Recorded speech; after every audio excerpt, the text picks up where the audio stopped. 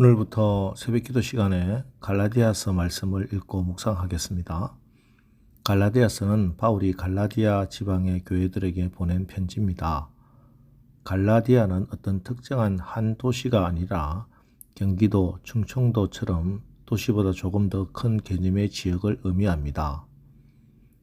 바울이 1차 선교 여행을 하면서 갈라디아 지역에서 비시디아, 안디옥, 이고니온, 루스드라, 더베 그런 교회들을 개척했습니다. 이 지역 전체를 다 통칭해서 갈라디아 지역이라고 부릅니다. 자, 이때 특히 1차 전도 여행 때라서 바울의 전도에 대한 열정은 대단했습니다. 루스드라에서 복음을 전하다가 돌에 맞았습니다. 사람들은 그가 죽은 줄 알고 그를 끌어다가 성 밖에 던져놓았습니다. 그런데 몸이 회복되고 나서 다시 그 성으로 들어가 또 복음을 전합니다. 이런 목숨을 아끼지 않은 열정으로 변하지 않는 하나님의 영원한 복음의 말씀을 전했습니다. 그런데 시간이 지나서 들려오는 소식이 갈라디아 교회들에 다른 복음이 들어와 있다는 소식이었습니다. 6절 그리스도의 은혜로 너희를 부르신 이를 이같이 속히 떠나 다른 복음을 따르는 것을 내가 이상하게 여기노라.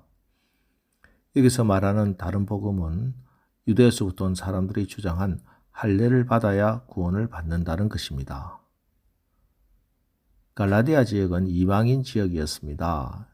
이방인들은 할례를 받지 않습니다.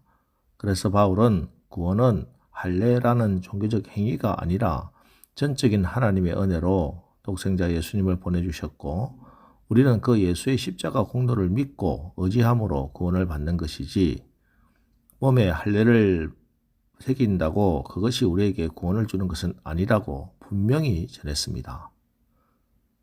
그런데 유대인 중에 어떤 사람들이 와서 할례를 받지 않으면 아브라함의 자손이 아니니 구원의 반열에 들어갈 수 없다고 가르칩니다. 이것이 다른 복음이었습니다. 이 다른 복음이 갈라디아 교회 성도들에게 어떤 악한 영향을 주었는지 바울은 이렇게 말합니다. 7절 다른 복음은 없나니 다만 어떤 사람들이 너희를 교란하여 그리스도의 복음을 변하게 하려 함이라. 자, 이 다른 복음은 성도들을 교란하게 했습니다. 여기 교란하게 했다는 말의 원어는 타라소라는 말인데 타라소는 두려워서 벌벌 떨게 하다라는 뜻입니다. 여러분, 복음은 사람들에게 겁을 주는 것이 아닙니다.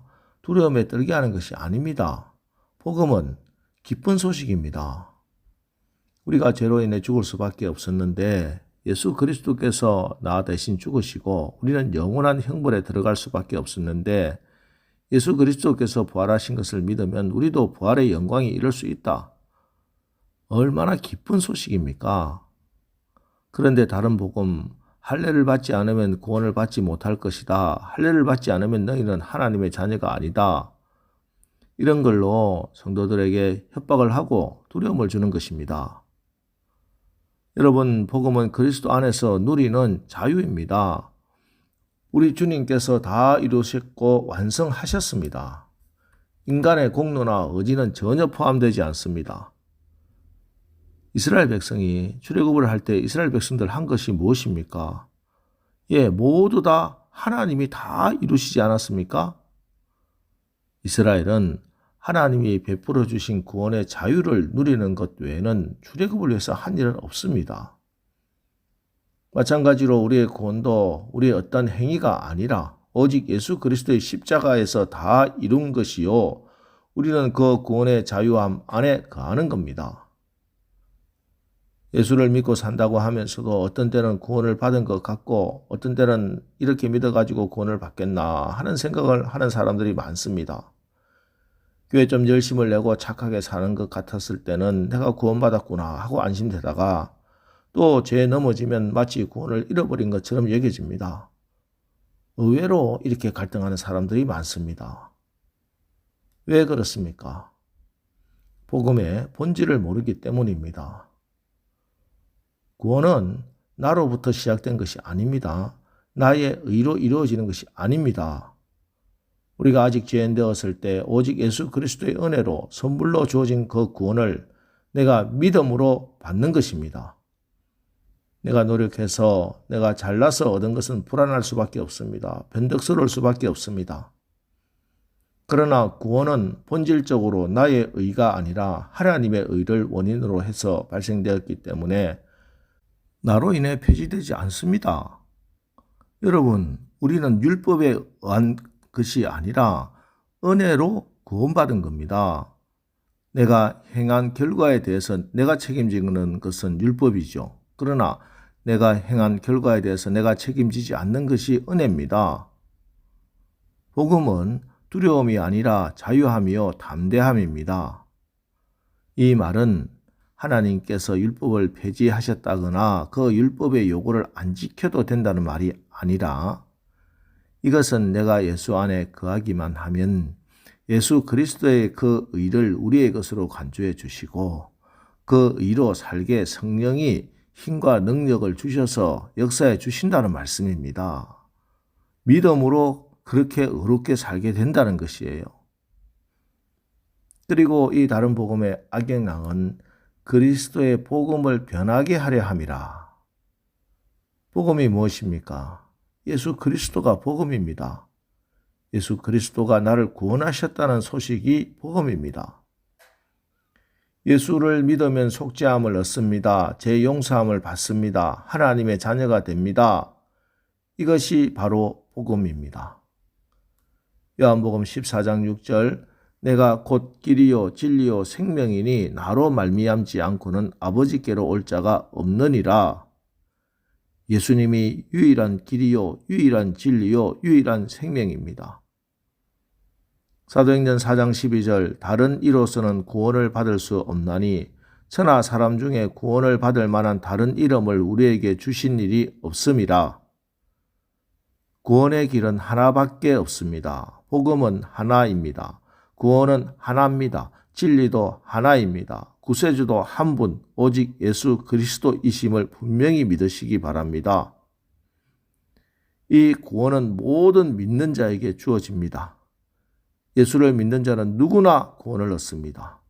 믿기만 하면 하나님의 자녀가 됩니다.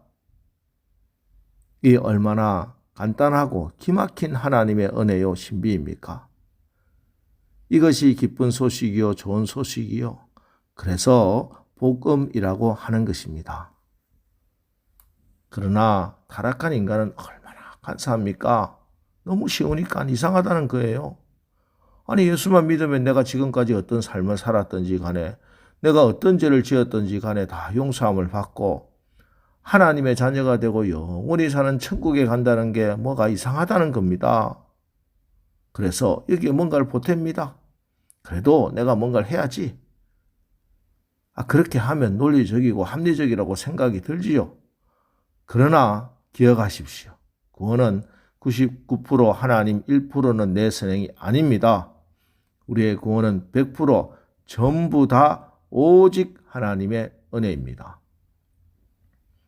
요한복음 1장 12절 영접하는 자 곧 그 이름을 믿는 자들에게는 하나님의 자녀가 되는 권세를 주셨으니 이제 오늘 하루도 예수 그분으로 인해 하나님의 은혜로 우리에게 주어진 이 놀라운 복음에 감사하며 복음을 늘 자랑하고 하나님의 능력으로 당당하게 승리하시기를 주님의 이름으로 축원합니다.